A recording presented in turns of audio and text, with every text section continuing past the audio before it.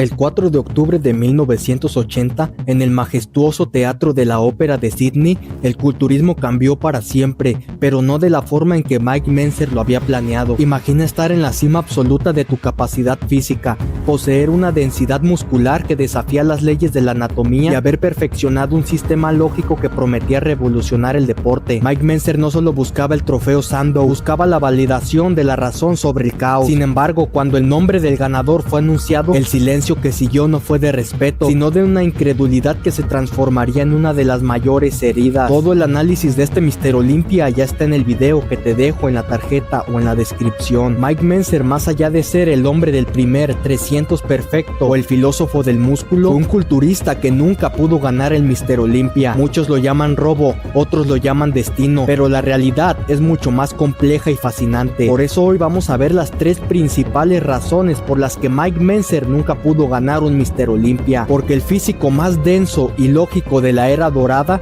nunca alcanzó la gloria extrema.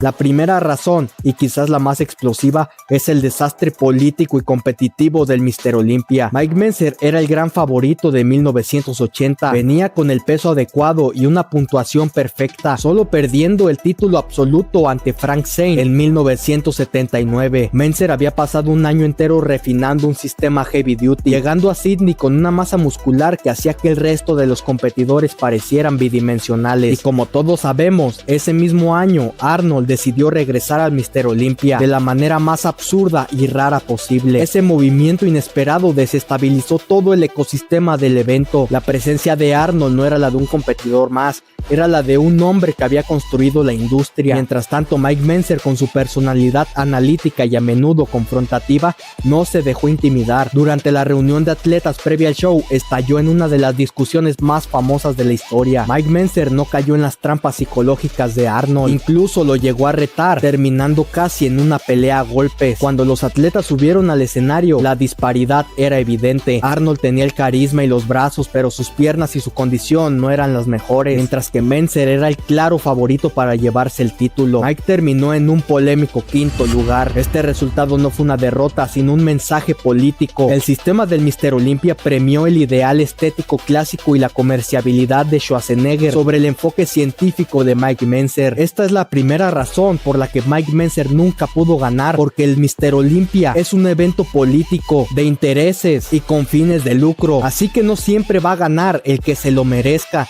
sino que gana el que más convenga y que puedan justificar el por qué ganó, tal como pasa hoy en día con Hadi Choopan en el Mr. Olympia, que desde el conflicto que tiene Irán con Estados Unidos no ha podido volver a ganar el Mr. Olympia y además ha tenido problemas para conseguir su visa. Así que estamos hablando de que el Mr. Olympia no es un simple evento que premia a los mejores físicos o los que más se hayan esforzado, sino que tiene muchos intereses por detrás que no vemos, pero que en más de una ocasión se han presentado. Y así fue como le pasó a Mike Mentzer. La humillación fue tan profunda que Mentzer, en un acto de protesta y dignidad personal, decidió retirarse de la competición a los 29 años, en el pico absoluto de su carrera. Nunca volvió a pisar el escenario del Mr. Olympia, dejando al mundo preguntándose qué habría pasado si la política no hubiera dictado el veredicto de Sydney. Esto nos lleva directamente a la segunda razón. Su filosofía de entrenamiento y dieta eran una guerra abierta contra la filosofía de Arnold y el sistema Weider. Mike Mentzer no era simplemente un atleta, era un intelectual que citaba filósofos y estudios científicos para demostrar que entrenar 2 horas diarias era una pérdida de tiempo. Buscaba aplicar la lógica al crecimiento muscular. Su sistema, basado en el entrenamiento de alta intensidad de Arthur Jones, proponía que el volumen de entrenamiento tradicional era un error garrafal, pero el estándar de la época promovía otras cosas. Las revistas de Joe Weider vendían millones de copias. En ellas se veía la cara de Arnold diciendo que entrenaras 2 horas al día, 6 días a la semana, y encima te ponían su rutina, como si hacerla al pie de la letra te fuera a poner igual de fuerte que Arnold. Mentzer decía que eso era una locura, y él siempre abogaba por sesiones de apenas 20 o 30 minutos, con una frecuencia mínima y muchísimo descanso. Esta postura lo convirtió, además de un enemigo en el escenario, un enemigo comercial. Debemos entender que la industria del culturismo de los años 70 y 80 vivía de vender la idea de que más es mejor, más suplementos, más horas en el gimnasio gimnasio, más revistas para leer, más fotos de Arnold en las revistas promocionando los suplementos. Meltzer, con su lógica de eficiencia, era una amenaza directa al modelo de negocio de los waders. Si el público aceptaba que solo necesitaba entrenar 1 o 2 veces por semana cada músculo para obtener resultados máximos y que además no debían consumir cantidades exageradas de proteína, los suplementos y las revistas de los hermanos Wader se verían afectadas económicamente y eso derrotaría el imperio que tenía. Por eso Mike Mentzer no solo fue criticado por su físico, sino que además la lógica que él imponía era otra amenaza para la industria. Los polvos de proteína perderían su mística de sacrificio constante, las revistas dejarían de venderse y las famosas rutinas que Arnold promocionaba saldrían a la luz como una mentira. Mike no era un diplomático al respecto, llamaba a los métodos tradicionales dogmas sin sentidos y cuestionaba públicamente la inteligencia de otros campeones que solo entrenaban lo que les decían sin saber ni siquiera qué estaban haciendo. Mike era un arrogante intelectual respaldado por su físico, pero aún así ganó muchos enemigos en el proceso. Por ejemplo, los jueces del Mr. Olympia. Joe Wader sabía que si ganaba Mike Mentzer algún Mr. Olympia o quedaba en alguna posición como el segundo lugar, podría ir ganando poco a poco seguidores, patrocinadores o salir en revistas de mayor influencia que las de Joe Wader. Eso derrotaría su sistema comercial. Por eso presionaba a los jueces o incluso, según algunos rumores, le decía explícitamente a los jueces que Mike Mentzer jamás debía de ganar. Por más que tuviera el mejor físico, por más que le pusieran a una embarazada como rival, Mike Mentzer no debía ganar el Mr. Olympia, porque si lo ganaba, se le acababa el negocio a Joe Wader. Mentzer nunca pudo ganar porque su victoria habría significado la validación de un sistema de entrenamiento y una dieta que hacía que gran parte de la industria pareciera obsoleta. Su cuerpo era el ideal, era el mejor del escenario, pero su mensaje y su mente eran un veneno para el marketing del culturismo de aquella época.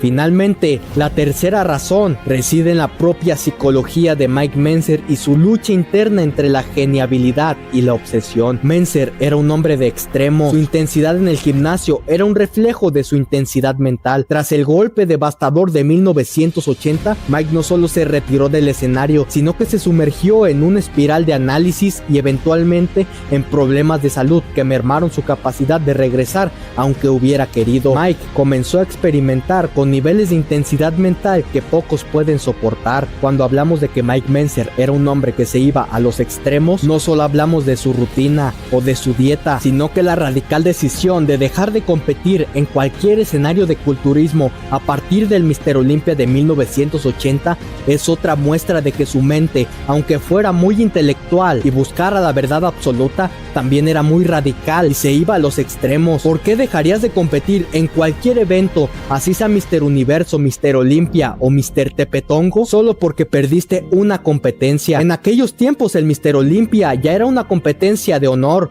pero no era la de mayor honor aún. Existía el Mr. Universo y quizás más competencias regionales o estatales donde Mike Mentzer podría seguir vendiendo, seguir promocionándose y seguir dando seminarios respaldándose de sus victorias recientes en competencias locales. Sin embargo, él decidió retirarse de una vez por todas, como si el Mr. Olympia fuera la única competencia de culturismo en todo el mundo. Esta es otra razón por la que no pudo ganar el Mr. Olympia, pero además por la que su carrera es tan corta. Con el físico de 1980, aún mejorado para 1981, en el Mr. Universo hubiera ganado sin duda. Si no pudiste destacar en el Mr. Olympia, quizás lo puedas hacer en otros lugares, pero Mike Mentzer se fue al extremo. Si no pudo destacar en el Mr. Olympia, mejor decidía no destacar en ningún lado. Esto es algo muy polémico, quizás no tenga la razón absoluta, o quizás mis comentarios también sean de un extremo, pero lo que es una verdad es que Mike Mentzer, por así decirlo, desperdició su potencial físico y la densidad que estaba alcanzando en 1980. Siguió preparando otros competidores, como por ejemplo Dorian Yates. También siguió con los seminarios y siguió inculcando el heavy duty a cada persona del gimnasio. Pero nos queda la duda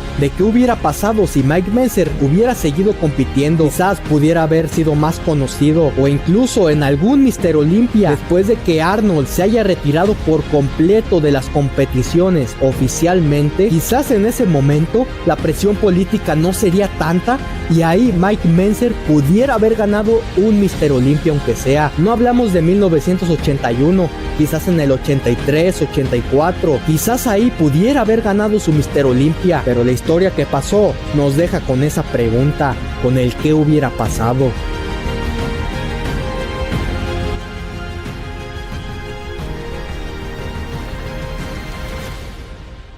Estas fueron las 3 razones por las que Mike Mentzer nunca pudo ganar un Mr. Olympia. Muchos quizás piensen que su físico también es una razón, pero la verdad para mí, el físico de Mike Mentzer sí o sí hubiera ganado un Mr. Olympia si se tratara de los méritos y no de los intereses. Es una triste verdad y es muy criticada, pero una competencia privada como el Mr. Olympia y que además se lleva a cabo en Estados Unidos pone muchos límites para aquellos que contradicen al sistema o que están en países rivales de Estados Unidos, como es el caso de Hadi Choopan, que es originario de Irán, o algunos atletas de Latinoamérica. Así que podemos concluir este video con que el Mr. Olympia, mientras siga teniendo los intereses de vender, que probablemente sea por toda la historia y nunca terminen esos intereses, no va a ganar el mejor, sino el que mejor les convenga a las billeteras de los dueños, de los patrocinadores, quizás de alguna mafia, pero esto ya es muy radical. Si te gustó el video, dale like, suscríbete y comenta. Yo soy Axel y nos vemos en la próxima.